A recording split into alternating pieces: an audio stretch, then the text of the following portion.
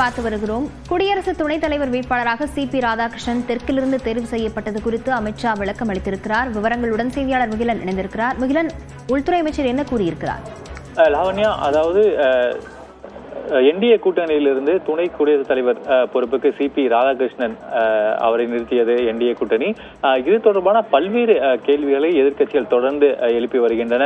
அவர் RSS சேர்ந்தவர் என்பதால் தான் அவரை நிறுத்தியிருக்கின்றனர் என்று எதிர்க்கட்சிகள் ஒரு கேள்வி எழுப்பியிருந்தனர். அது மட்டுமல்லாது தமிழகத்தில் நடக்கக்கூடிய அந்த தேர்தலை மனதில் வைத்துதான் தெற்கிலிருந்து ஒருவர் நிறுத்தப்பட்டிருக்கிறார் என்றும் பல குற்றச்சாட்டுகளை எதிர்க்கட்சிகள் தொடர்ந்து முன்வைத்து வந்தன. தற்போது அதற்கு பதிலளிக்கும் வகையில் அமித்ஷா இது தொடர்பான பதிலளித்திருக்கிறார். அதற்கு ஏற்கனவே, அதாவது நாட்டின் அனைத்து பகுதிகளில் இருந்தும் இந்த உயர் பதவிகளில் இருக்க வேண்டும் என்பதுதான் ஒரு இயற்கையான விஷயமாக இருக்கும். அதன் அடிப்படையிலேயே தெற்கிலிருந்து ஒரு வேட்பாளர் தேர்வு செய்யப்பட்டிருக்கிறார் என்று தெரிவித்திருக்கிறார். அதற்கு அது தொடர்பாக அவர் மேலும் பேசுகையில், ஏற்கனவே குடியரசுத் தலைவர் நாட்டின் கிழக்கு பகுதியிலிருந்து வந்திருக்கிறார்.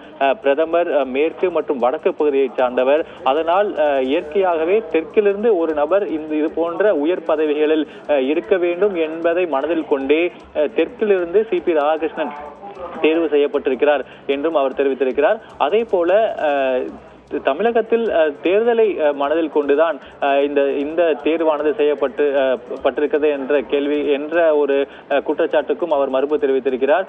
ஏற்கனவே பாஜக பல முறை தமிழகத்தில் தேர்தலை சந்தித்திருக்கிறது, கூட்டணியுடன் சந்தித்திருக்கிறது, தனியாகவும் சந்தித்திருக்கிறது. இதனால் இது போன்ற ஒரு செயல்பாடுகளில் ஈடுபட வேண்டிய தேவை பாஜகவுக்கு இல்லை என்றும் அவர் தெரிவித்திருக்கிறார். அதே போல RSS சார்ந்தவருக்கு வாய்ப்பு என்ற அந்த குற்றச்சாட்டுகளுக்கு அவர் பல்வேறு பதவிகளை வகுத்திருக்கிறார். அவர் நீண்ட நெடிய காலம் அரசியலில் இருந்திருக்கிறார். இது போன்ற காரணங்களுக்காகவே அவர் தேர்வு செய்யப்பட்டிருப்பதாகவும், அதே போல RSSலிருந்து ஒருவரை நியமிக்க கூடாது என்ற எந்த சட்டங்களும் இல்லை என்றும் அதற்கு அவர் விளக்கமாக வழங்கியிருக்கிறார். லாவண்யா, விவரங்களுக்கு நன்றி முகிலன்.